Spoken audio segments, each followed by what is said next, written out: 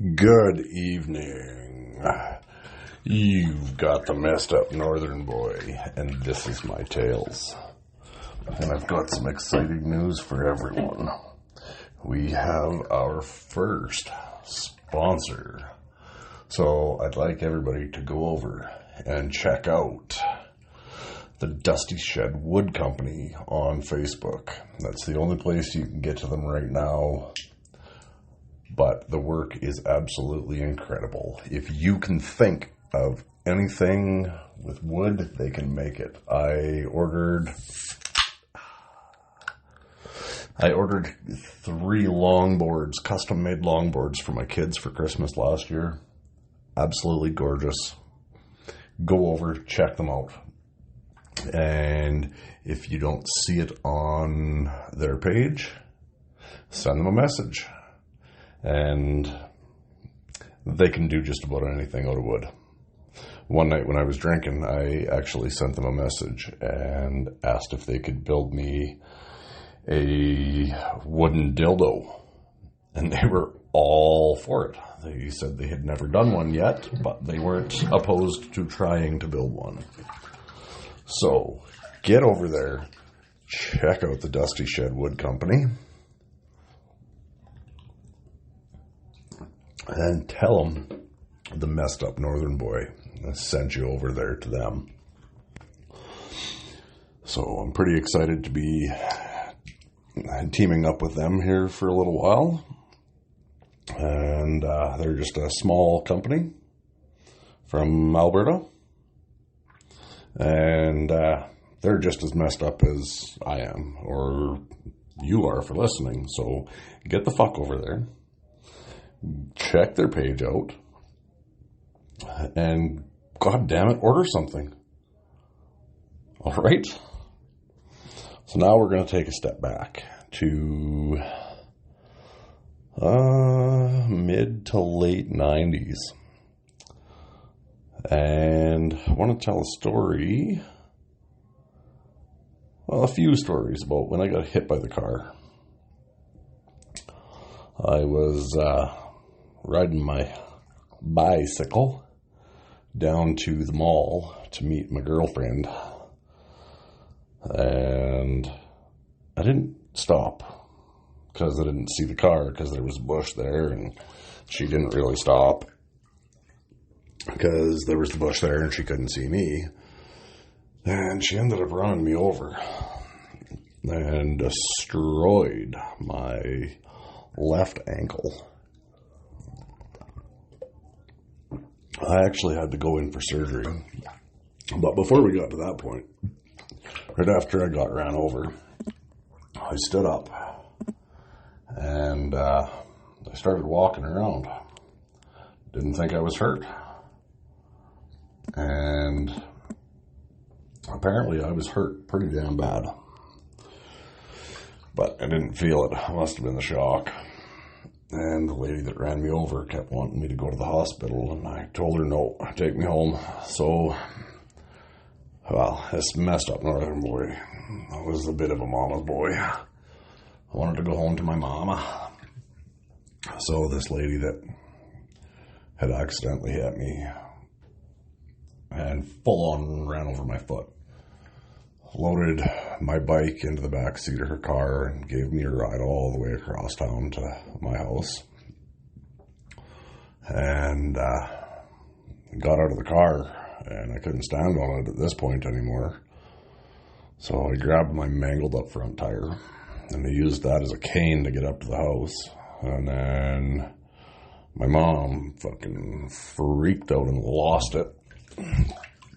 Made me go up to the hospital. So I went up there and figured out it was really, really badly broken, and I had to go for surgery and yada, yada, yada. Whatever. So that girlfriend that I had at the time, she was kind of a crazy, annoying bitch, to be honest with you. And they had me so hopped up on fucking morphine, I was loving life laying in the hospital bed. And because I was in my late teens, I wasn't old enough to go into the normal surgical floor, but I was too old to be in a room with a little kid on pediatrics, so they put me on the peds floor, and I got a whole room to myself, which was pretty cool. Except for the annoying fucking wallpaper and shit that was in there. It was happy little wallpaper with happy little houses and happy little cars and just little kid shit, and it was driving me retarded. And then I ended up getting whacked out of my head on the morphine and started to like that. And they wheeled in a TV and a VCR. Yeah, because I'm not fucking old. A TV and a VCR. Not even a DVD player. And it wasn't one of these flat screen TVs. It was the big ass old tube TVs. And they wheeled that in, and I watched Babe, the one about the pig. And I am fucking floored on morphine. And that was one of the trippiest movies at that point in my life that I had ever seen. Because at that point, I hadn't really started to play too much with the drugs yet. I think I'd smoked a doobie once or twice. I think I tried to smoke some catnip with Brent. That was fucking stupid, but we did it. And so that was a pretty cool movie, and I kind of liked the wallpaper when I was fucking high off my ass on the morphine. But that girlfriend of mine, she, every time she'd come up, she'd piss me off and annoy me, so I'd pretend I'd go to sleep. And I think it was the one time I had actually pretended to go to sleep, and my buddy Waffle was up there, and he knew I had had enough of this girl. And he made out with her, and then when I got out of the hospital, he told me and gave me a good reason to get rid of her. I actually think that's the same chick that showed up for one of the Justin's birthday parties and had hairy fucking armpits, and everybody was bugging her about it.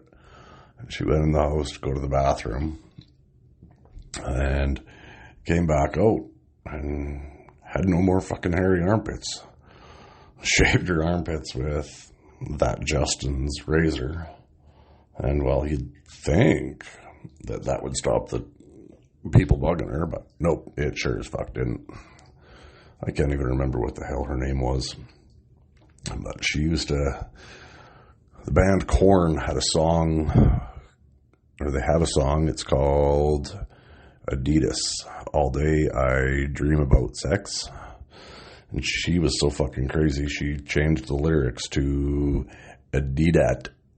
All day I dream about Dave. Yeah, she was a fucking weirdo, but whatever.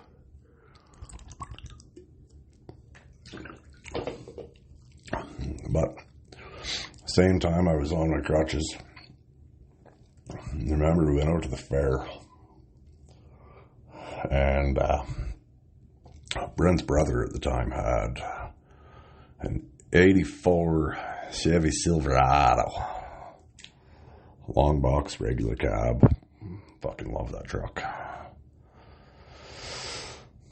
And then Brent actually ended up buying it, and then one of the Justins bought it, and that's where it is now. I'd like to get my hands on that truck one day eventually, but I have a feeling that's not going to happen because of events that I choose not to discuss on this. But we're at the fair, and Brent's brother come to pick us up. And we were all jumping into the box of the pickup to get a ride back into town. And I remember everybody's like, "How are you going to get in? How are you going to get in?" And I fucking started running on the crutches. I just fucking launched myself up over the side of the box on those crutches. I was pretty good on crutches. Spent a lot of time on crutches in my life. I used to go to the bar on the crutches all the time and just wait for that one asshole to try and kick my crutch out so I could fucking drop him. Crank him with it. As soon as he tried to kick it out, give him a smack right in his shin with the fucking edge of the wooden crutch, drop them every fucking time. But back about the same time as all that stuff was going on, Stretch's mom, she bought a brand new second-gen Dodge. They'd only been out for a couple of years at that point. I think it was a 97 or a 98. And she bought it brand spanking new. It was this teal baby blue kind of color. Regular cab, short box, 4x4 sport. Had the 5.9 liter Magnum in it.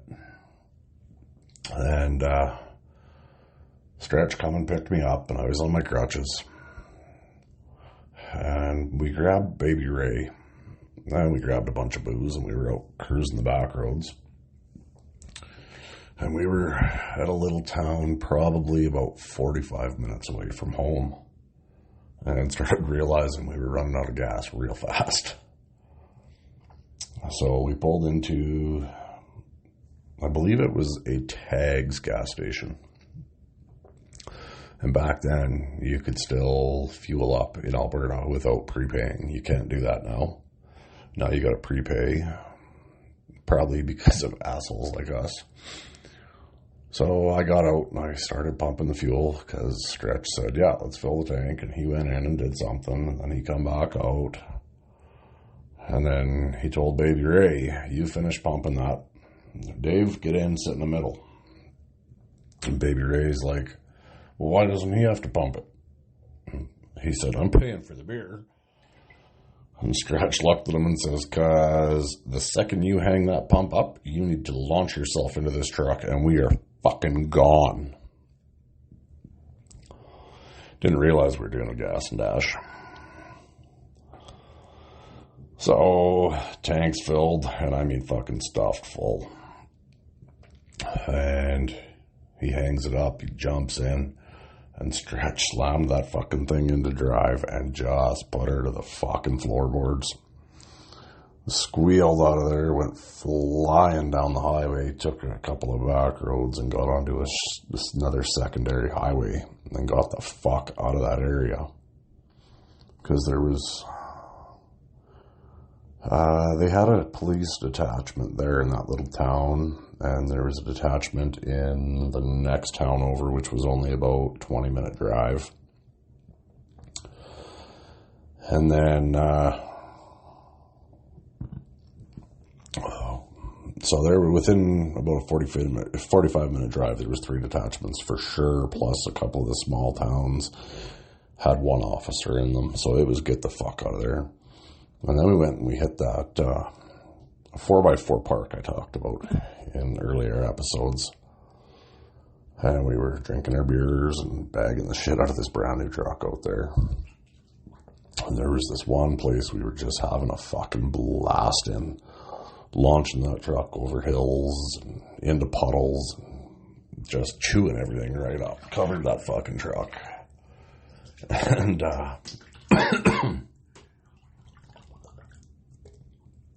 we actually ended up getting it stuck. And when I say stuck, I mean fucking buried. So we walked out to the entrance of the 4x4 park and waited for somebody else to come because there was always trucks coming in and out. And this was before the days of cell phones, so you just waited for somebody else to see if they could come and give you a tug out. And there was 3 or 4 trucks coming in, so they come over and they tried getting us out, and they fucking hammered that thing hard. I don't even think that truck was 2 weeks old yet. But they couldn't get her out. So we jumped in with them, loaded our beer up, locked the truck up, and went 4x4 in with them for a bit. Come back out, we were all gassed right up. And decided to give it a try, pulling it out backwards instead of forwards. And, well, we got it out, but in Stretch's almighty fucking wisdom, instead of getting the hell out of where we were just hung up so horrible, it was, fuck, let's do it again. Regardless to say, or needless to say, we ended up getting a ride back into town from those guys, and then he had to phone his mom. And I don't know what he told her, but I could imagine she wasn't real fucking impressed. But it was a pretty fun day. I think we might have gassed and dashed more than just the once, but I'm not sure. But fuck, was that ever a beautiful second gen Dodge. Just gorgeous. Another one, kind of back around the same time frame. My buddy Rudy Galati.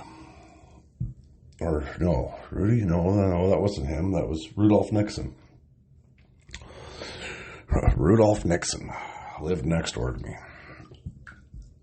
And he was dating this girl. Let's call her Stinky Box. And me and Rudolph, we were pretty close. Of course, he lived next door. We were always together. Well, that motherfucker, he used to wake me up after a night with Stinky Box. He'd come over. If the door was locked on the house and nobody else was awake, he'd come up and he'd climb through my fucking bedroom window, and to wake me up, he'd run those fucking fingers under my nose that I'd wake up gagging and just about puking. And he'd laugh about it every fucking time. I still think the only reason he was with that chick as long as he was because he quite thoroughly enjoyed torturing me with that. But a couple times, he's got a couple brothers, a couple sisters. His mom, she was MILF. I hope one of the boys is listening. And if they are, I'm still waiting to get you guys to do my theme music for the podcaster. But anyways, Rudolph's bedroom was downstairs in the basement, and we went through this phase where we were playing with blow darts that we'd make. You take those cheap-ass dollar store Q-tips. They got to be the plastic ones, though. They just work better. And you melt the tip, and you take a sewing needle and you stick a fucking sewing needle up inside it and melt the plastic around it. And you take apart a Bic pen and tape the hole in it, stuff the Q-tip with the pin on there, and fucking let her buck like a spitball. Rudolph had done something to piss us off. We had him cornered in his room, and there was 4 or 5 of us that day, I think. And when we fucking let him have it with those fucking blow darts, after we were done, there was probably 20 or 30 of them cocksuckers sticking out of him. That had to have fucking hurt. He wasn't the greatest guy back in the day, but he was, well, fuck, none of us were. He had some pretty crazy times. There was this girl that a few of you that are listening know exactly who I'm talking about. So I definitely will not say the name. But they were at a school kind of halfway between where we lived and where she lived. And they were going to have sex on this hill. Well, he didn't have a rubber. So they went to her place because they were a little bit closer. And she couldn't find a rubber. And she couldn't find any fucking saran wrap. And apparently he asked if they had tinfoil. She said, yeah. They grabbed some tinfoil and back to the park they went. Well, I didn't see her for a while after that. But I do know this. He was fairly fucking sore for a while. It was kind of funny to watch him walk. And no, that wasn't Stinky Finger or Stinky Box or whatever I decided to call her. That was a different girl. And then a little bit of one. Oh, this one kind of goes back to a few of us are kind of involved in this one. So there was me and King. We were going to pick up, I think it was just a quarter of weed. And we went and picked it up from the Bomb and Fast Hog. And I don't remember who all the hell was living there at the time. But they gave us a warning that it was Cocoa Puffs with something else and a big ass fucking like jelly filled center, but it wasn't jelly, it was straight up cocaine filled bud, plus the bud or the outside of the bud, and I think even a little bit of something else was sprinkled in there too into every bud. So right away we're going up to see Rudolph Nixon. We're gonna go get that little fucker fucked right up. And so we make the walk, probably an hour and a half walk from where we were down to get back up to Rudolph Nixon's place there. And we didn't smoke none of that. We finished off the older stuff we had. And then we get up there. And then we get Rudolph outside in the backyard. And we tell him what it is, and he gets all happy and hyper and excited. And he's like, fuck it, let's hit this shit and get fucked up. So we load the bowl up with a couple of the fat fucking buds that were in there. We start going to town on it. He has his first couple of hoots. We ask him, how are you doing? And the silly fucker started jumping. It was like he was doing jumping jacks. I feel fucking incredible. I think that was the night that we just laid in the backyard or just in the alley behind the house. Is my house and his house, because like I said, we were right next door to each other. And just stared at the sky and thought we saw aliens in the sky and all kinds of shit. And just fucked out of our heads. But, yeah. Well, I guess we'll call this an episode here now. And again, sorry about that little bit of a hiatus. Had some stuff going on in my personal life and just didn't have a chance to get on here and do this. I was actually home last weekend, for those of you that didn't get to see me, which are pretty much all of you.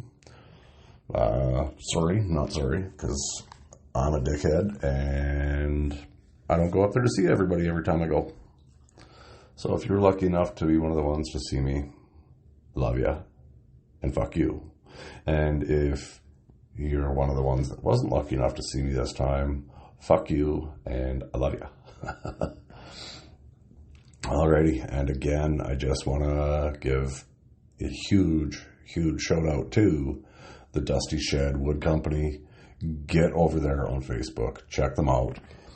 Even if you don't see anything you like, send them a message, because they'll tell you either they can do it or fuck off, especially if you tell them you heard about them through the Tales of a Messed Up Northern Boy. All right, and on that note, don't walk a mile in my shoes, because that won't impress me. Live 30 seconds in my head, and you will see why I am a messed up Northern boy, and these are my tales.